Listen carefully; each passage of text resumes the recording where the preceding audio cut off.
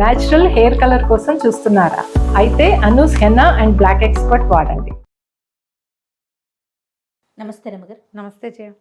రమగారు, 7 వారాల నగలు రోజుకు ఒక రకం ముత్యాలని, పగడాలని, పచ్చలు, కెంపులు అట్లా వేసుకునేవారు కదా. రానుల కాలంలో అలా జరిగేదా? సామాన్య ప్రజానికం కూడా చేసేవారా రమగారు? ఏ కాలంలో అయినా బంగారం కొనుక్కోగలిగిన వాళ్ళు, వైభవంగా జీవించదలుచుకునే వాళ్ళు, ఇప్పుడు కూడా మన వాళ్ళు 7 వారాల నగలు చేయించుకునే వాళ్ళు ఉన్నారు.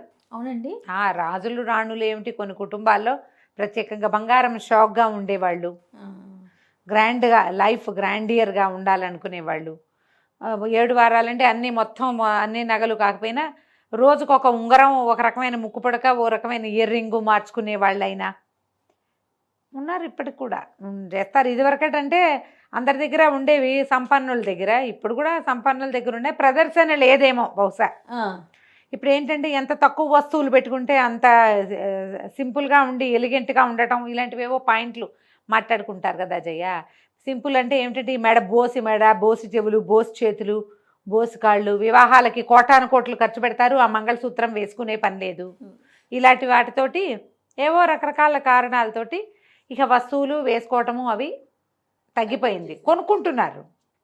కొనుక్కుని వస్తువులు వేసుకునే వాళ్ళు ఒక రవ్వ తక్కువగానే ఉన్నారేమో అని అనిపిస్తుంది. మరి కానీ కొంతమంది వస్తువులు అసలు వాడని కూడా వాడరు. కొన్ని ఇప్పుడు డాక్టర్స్ ఉన్నారు, ప్రతిరోజు ఇంత జ్యువెలరీ వేసుకున్నో లేకపోతే చేతులకి ఉంగరాలు పెట్టుకున్నో చేయలేరు. అట్లా ప్రొఫెషన్ బట్టి ఉంటుంది అనుకుందాం. కానీ సామాన్యంగా చూసుకుంటే వస్తువు పాడైపోతుందను, అరిగిపోతుంది, బంగారం అయితే అరిగిపోతాయి అనేసి, లేకపోతే మురికి పడతాయని, బాధపడతాయని, లేదా జనాలకు తెలిసిపోయి దిష్టి తగులుతుందని, అలా కూడా ఈ పాయింట్ నాకు రాలా. దిష్టి తగులుతుంది, ఈ పనులన్నీ ఎవరు చేస్తారని బద్ధకం, ఒళ్ళొంగంతనం, వాటితో కూడా పెట్టుకో. ఏమ్మా డాక్టర్లు అయితే చెవులకు దొదులు పెట్టుకోకూడదా? చెవులకు పెట్టుకుంటారు. చేతులకు జత గాజులు వేసుకోకూడదా? మెళ్ళ గొలుసు ఉంచుకోకూడదా? ఉంగరాలు లాంటివంటి గ్లౌజులు అవి వేసుకుంటారు కాబట్టి రింగ్స్ పెట్టుకోరు. కంకణం ఇక్కడ ఉండొచ్చుగా, గాజులు ఉండొచ్చు, చెవులకు ఉండొచ్చు, ముక్కు పడక పెట్టుకునే అలవాటు ఉంటే ఒకటి పాపిడి బిళ్ళలు, మామిడి పిందెలు అవి పెట్టుకోరు. కానీ ఆ మాత్రం ఒక మాదిరిగా అలంకరణకి బాగుండేది, మొహాలు బోసిగా కనపడకుండా ఉండేంత మాత్రం అలంకరణ డాక్టర్ అమ్మాలు కూడా చేసుకోవచ్చు. అవును. నేను మన ఇల్లు కదా, అందరి ఇల్లు కామేశ్వర గారిని చూశాను. ఆవిడేవో చాలా సింపుల్గా ఉన్నారు జయ, బ్రైట్గా ఉందంటే ఆవిడ మొహం జయ.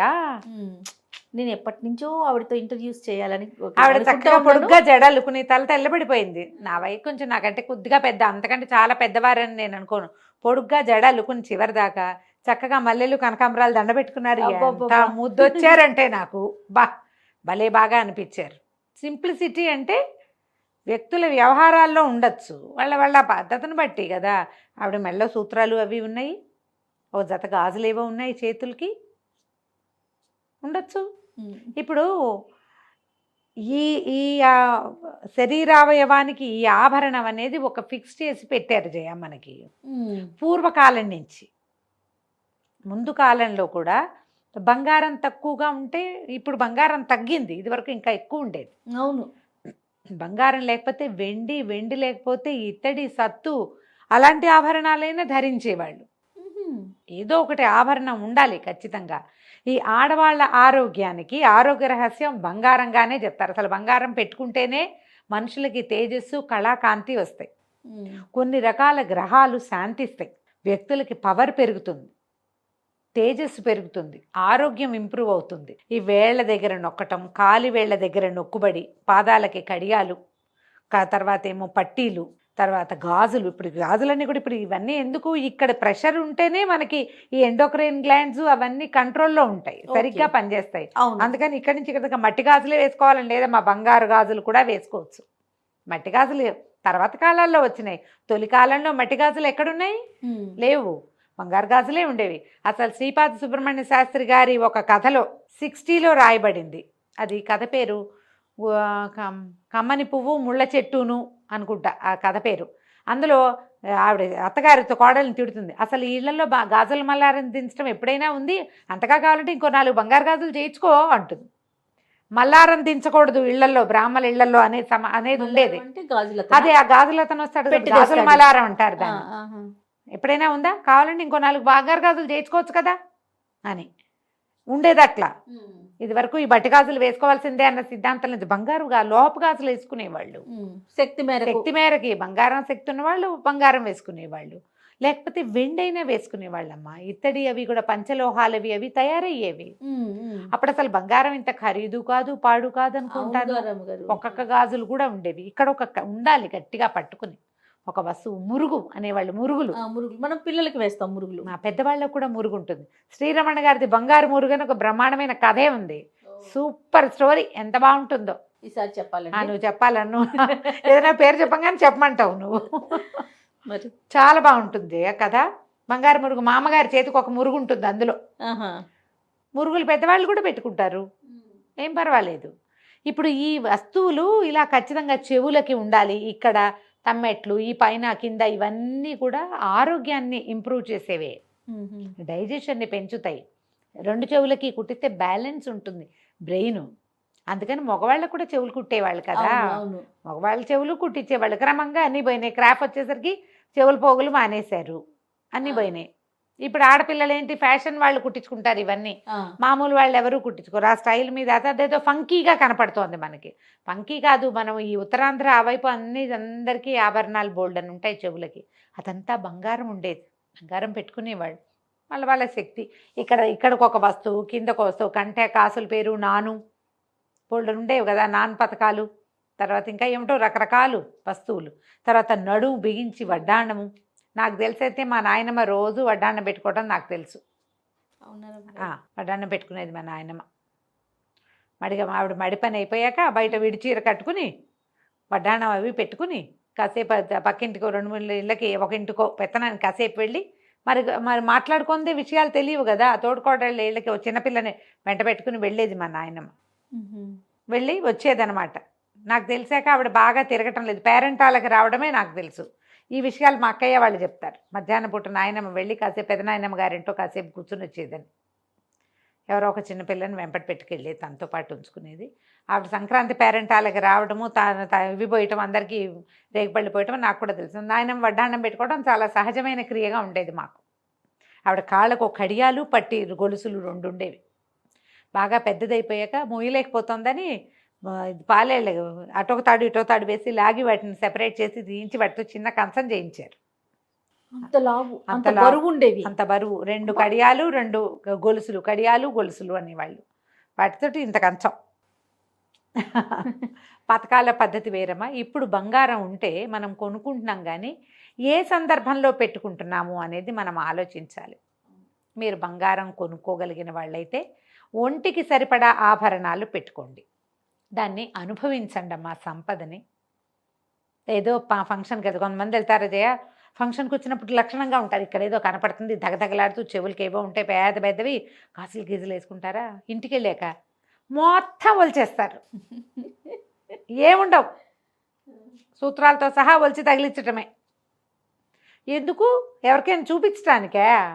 ఆ బంగారం తాలూకు అది ఇచ్చే తేజస్సు, అది ఇచ్చే పవరు, దాన్ని మీ శరీరాన్ని స్వీకరించనివ్వండి, మీ గ్రహాలు బాగుపడతాయి. గ్రహాలకి సంబంధం 100% గురుగ్రహానికి సంబంధించిన లోహంగా బంగారాన్ని చెప్తారు. పైగా ఒంటి మీద నీళ్లు పడితే ఆ బంగారం మీద నుంచి మన ఒంటి మీదకి నీళ్లు పడటం మంచిది. పాడైపోతాయని లోపల దాచిపెట్టుకుంటూ ఎట్లా, రోజువారీ పెట్టుకోవడానికి కొన్ని వస్తువులు ఉండాలి. ఇప్పుడు మెళ్ళో గొలుసులు ఉండే, ఈ గొలుసులు తీసి స్నానాలు చేయకూడదు, ఉంచుకోండి. కావాలంటే గొలుసు తర్వాత తోముకోండి, బంగారం అరిగిపోతుంది. మీ ఒంటి మీద అరగటానిక, కాకపోతే మీకు ఎందుకు సంపద? ఎవరైనా తినటానికా? మన తర్వాత తరాలు ఎంజాయ్ చేయటానికా? మనకేనా? మనం కొనుక్కున్నప్పుడు మనకే కదా. మనం వండుకున్న మనం తింటావా, ఎవరికైనా పెడతామా?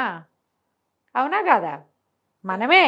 మన చెవికి ఉండాలి, మెళ్ళ ఉండాలి, చేతి ఉంగరాలు ఉండాలి, కాళ్ళకి పట్టీలు ఉండాలి, గాజులు ఉండాలి, మట్టెలు ఉండాలి. వాటన్నిటి మీద నుంచి ఆ లోహం మీద వేడి నీళ్ళో చన్నీళ్ళో నది స్నానమో చేసినప్పుడు అవి రియాక్ట్ అవుతాయి కదా. ఆ రియాక్షన్ని మీ శరీరం తీసుకుంటుంది. లోహం రియాక్ట్ అవుతుంది, అది మనకు కనిపించక్కర్లేదు, నీ శరీరం తీసుకుంటుంది. శరీరానికి అవసరం, అదే కదా. మీ గొప్ప చూపించుకోవడానికి కాదు అది. అది అవునేమో, దానికి కూడా ప్లస్, అది ప్లస్ అనుకోండి. అసలు విషయం ఏంటంటే ఇది పిల్లలన్నీ తీసేస్తారు, బోసు మొహాలతోటి ఉంటారు. పిల్లలకి చిన్నప్పటి నుంచి బయట నుంచి రాగానే బట్టలు మార్చుకున్నట్టుగా వస్తువులన్నీ తీసేయటం ఒక అలవాటు చేస్తారు. ఏదైనా ఫంక్షన్కి వెళ్ళినప్పుడు పెద్దవి పెట్టుకుంటే ఇంటికి రాగానే పెద్దవి తీసి రోజువారీ పెట్టుకునే చిన్నవి తగిలించుకోవటం అలవాటు చేయండి. తగిలించుకుని పడుకోవాలి. మీ చెవికి ఆభరణం ఉండాలి పడుకునేటప్పుడు, లేచినప్పుడు, స్నానించేటప్పుడు. అది మంచిది. పూర్వకాలపు విధానాలు పిచ్చివి, మేమేదో తెలివిగల వాళ్ళమని పొరపాటును కూడా అనుకోద్దమ్మా. ఇప్పుడు మనకున్న తెలివి పాతకాలపు తెలివిలో 100వ వంతు కూడా కాదు. 100 కూడా కాదు. వాళ్ళకి ఇంకా ఎక్కువ తెలుసు. మనకి ఇది మంచిదనే నేను చెప్తున్నాను నీకు. ఎందుకు మంచిది, ఎలా మంచిది, ఎక్కడ మంచిది వాళ్ళకి తెలుసు. అందుకే పెట్టారు. అంతే. వాళ్ళు అందుకే పెట్టారు. మరి వాళ్ళు పెట్టిందే అందుకు కదా. బంగారాలు దాచుకోవటానికి పెద్ద పెద్ద వస్తువులు కొనుక్కుంటాము. పూట ఏం వేసుకుంటాము, వేసుకోలేము. రోజు మీరు 3 వడ్డాణాలు ఉంటే 3 పెట్టు తిరగండి అని చెప్పం కదా. ఎవరు చెప్పలేరు ఆ మాట. అలా కాకుండా నామినల్ ఆభరణాలైనా ఒంటి మీద ఉంచుకోండి. ఒక వస్తువు వేసుకుంటే దాన్ని అనుభవించేందుకు సంతోషాన్ని ఫీల్ అవ్వండి. వస్తువు పెట్టుకుంటే సంతోషంగా ఉండాలి కదా. కళాకాంతి వస్తాయమ్మా. బోసి మొహాలతోటి భర్తలకి, మగపిల్లలకి, పిల్లలకి కనపడకూడదు. మగపిల్లలు అనకూడదు. భర్తలకి, పిల్లలకి కనిపించకూడదు. అది కూడా బోస్ మెడలు అవి తండ్రికి తండ్రి కూడా కనపడకూడదని చెప్తారు. పిల్లకి వస్తే 10-11 ఏళ్ళు వస్తే వివాహయోగ్యమైన వయసు పాత రోజుల్లో ఏమిటమ్మా, అష్టవర్షాత్ భవేత్ కన్య అన్నారు.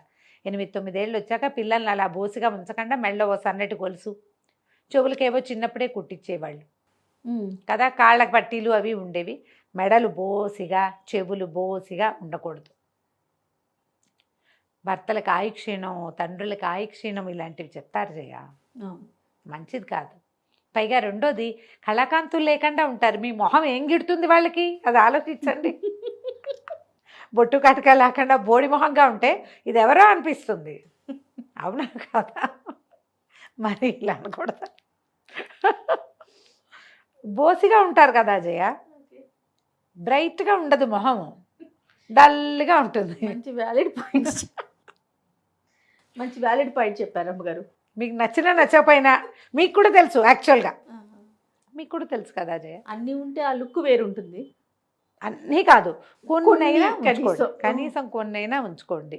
ఎక్కడికైనా వెళ్ళేటప్పుడు బాగా తయారవడం, ఇంటికి రాగానే బోసు పెద్దమ్మ అలాగా అయిపోవటం ఇది మానేయండి అమ్మా. బంగారం కొనుక్కుంటున్నప్పుడు దాన్ని అనుభవించేందుకు కూడా మనం ఆలోచన చేసుకోవాలి. ఇప్పుడు డైమండ్స్ పెట్టుకుంటామని జయ, డైమండ్స్ మీద నుంచి నీరు ఒంటి మీద పడాలి. చాలామంది, నేను డైమండ్స్ పెట్టుకునే ఫ్రెండ్స్ బోల్డ్ మంది ఉన్నారు. మా అక్కయ్య కూడా రెగ్యులర్ పెద్ద పెద్ద దుద్దులు పెట్టుకుంటుంది. తను పైవి కూడా పెద్ద పెద్దవే తీయదు.